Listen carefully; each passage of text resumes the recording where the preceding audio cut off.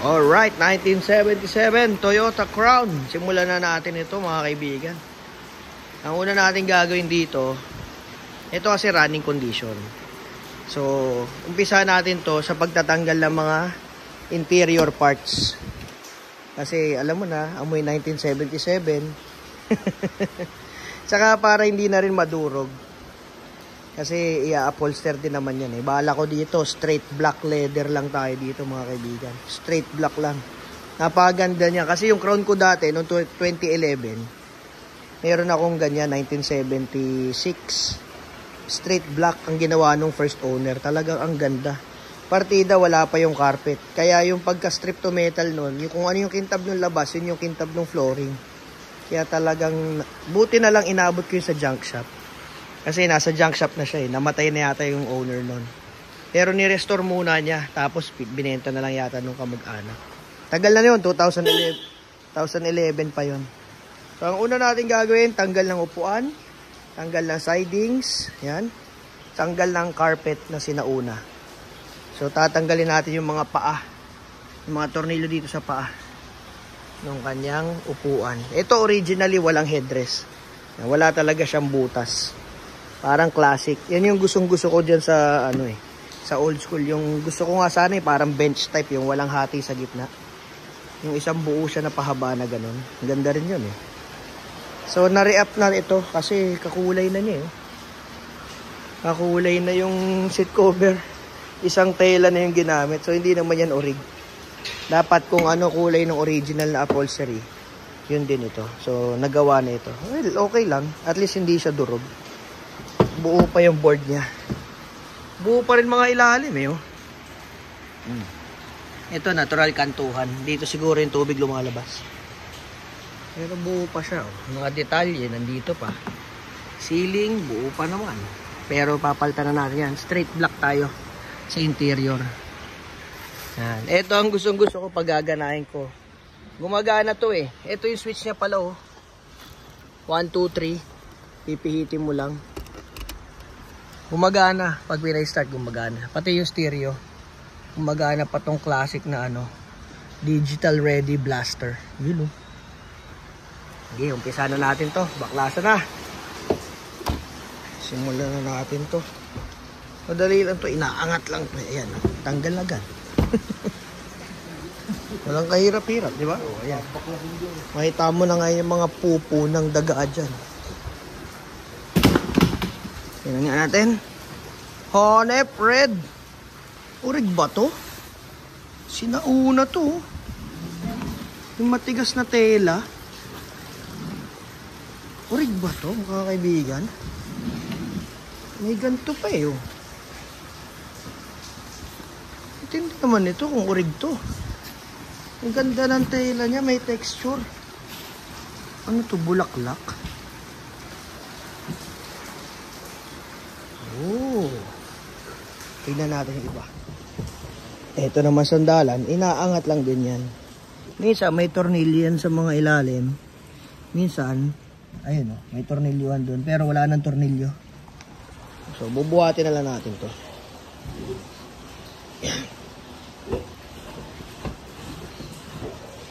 Nakahook lang yan dito sa likod eh. Ayan, yung kabila. Ang daming dumi oh. Ay, may tumutulo oh. Ayun, sa goma. Ay, naka. Umpisa na naman ang bagong trahedya. Parang red interior talaga to. Kasi, ano oh, maroon yung ano niya oh. Hawakan. Original, hindi siya kinulayan. Oh, kakaiba to. Maroon talaga siya. Okay, tingnan natin yung mga silya. Ba, pag maroon to, okay din. Pwede natin siyang gawing ganun. Pag in-upholstery. Or black na lang para talagang ano. Straight black, no? Black na lang. Mahirap mag-maroon interior. Pero maroon yung hawakan. Yun, no? Parang red na dark. So, malamang original yun. Yung seat cover na nakita ko. Oh. 1977. Check natin. Siguro kaya red din yung ginawang ano, ginawang seat cover nito. Ito pinakamasayang ginagawa ko eh. Pag nagre-restore ako ng mga sasakyan, para ka nag-a-unbox nito ng mga ano. Ayan.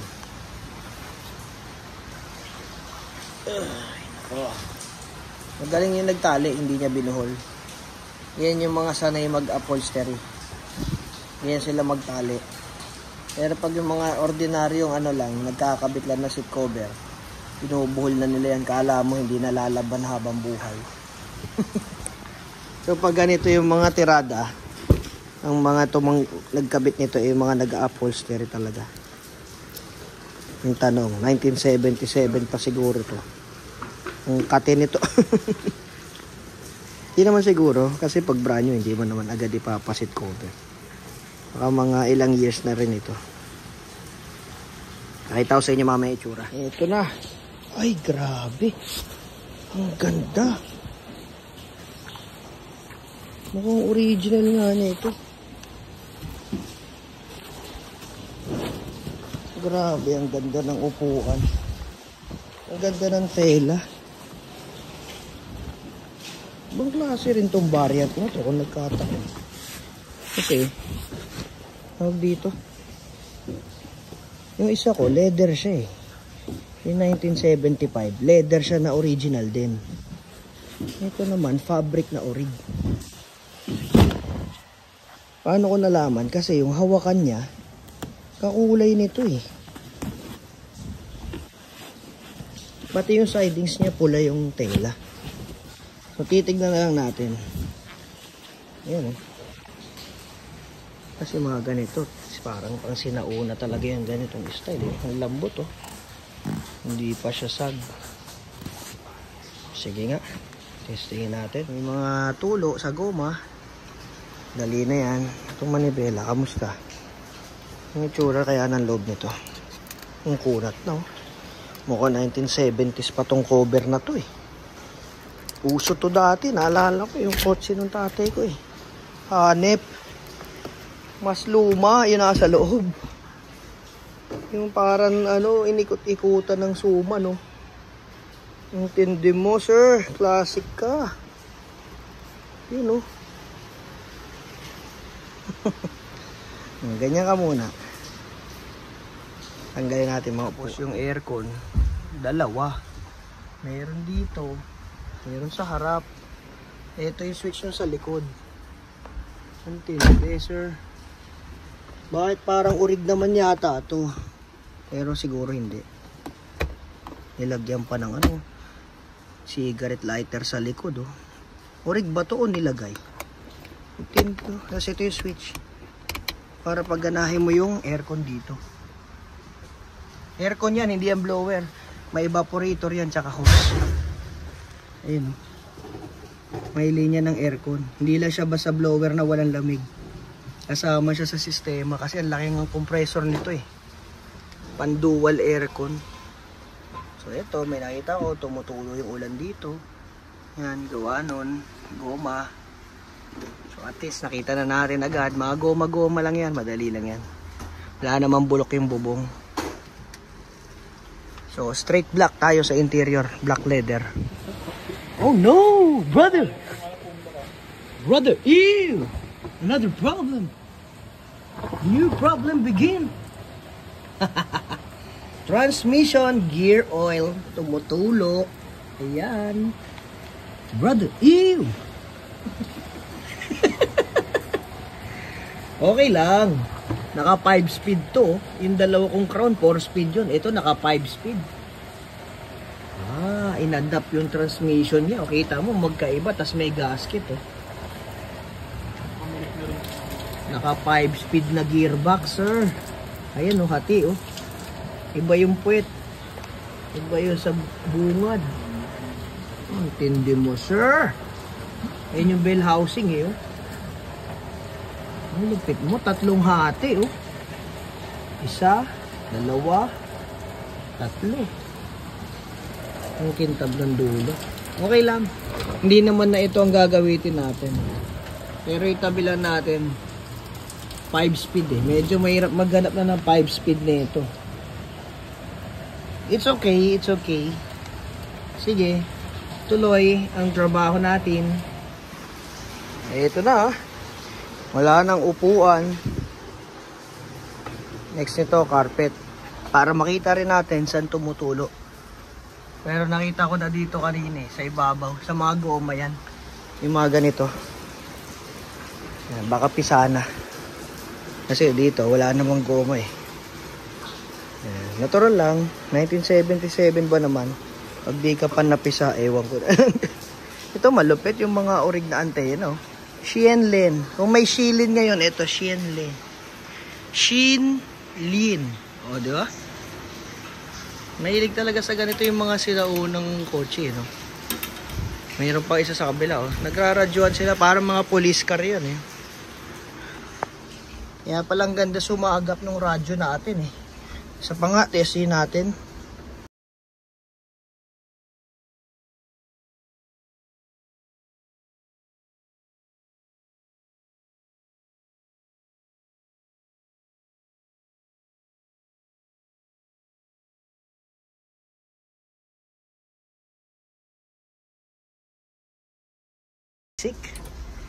Okay, back to work guys. Ayun na, natanggal na ang carpet. So ayun yung naipong tubig galing doon sa sa goma. Ayan, malakas kasi ulan eh.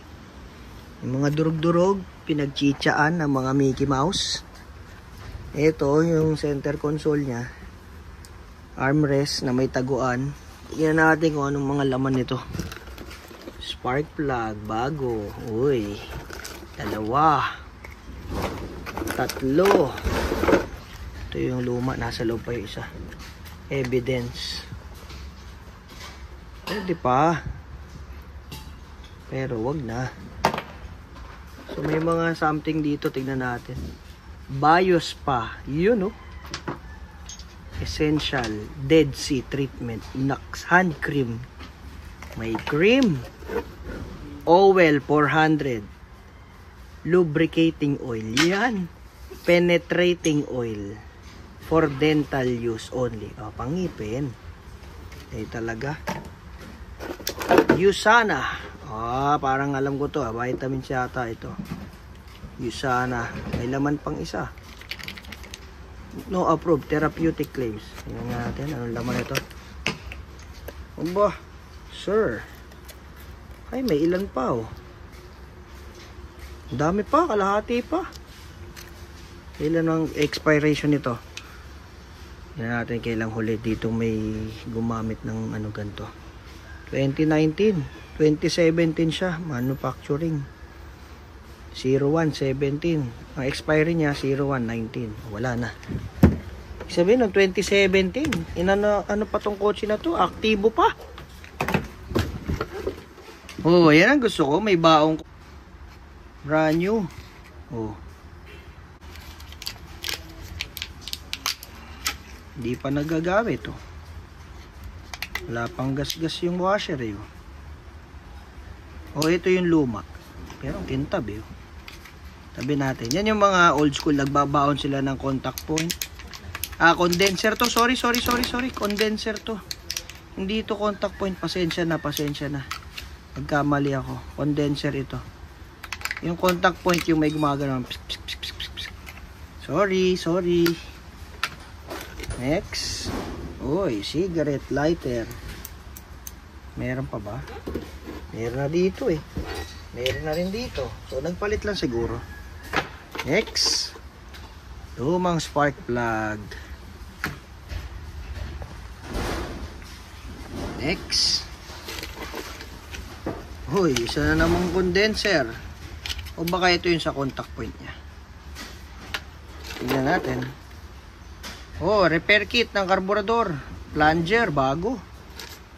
O, keister. O nga, no? So, bagong overhaul ang karburador nito nung nakaraan. May mga piece. Ito, pabango. Yugo. What's this? Pedmar Auto Electrical. Pasita Complex, San Pedro. Oh, ayan, oh. Kasi nga daw, galing ito ng San Pedro, Laguna. Tapos dinala daw dito sa Parañaque. Tapos nakuha ko naman. Ito nga, contact point to. So may spare. Brand new. Contact point at saka condenser. May spare siya para pag tumirik nga naman, nawala ng kuryente. May pamalit. Spark plug.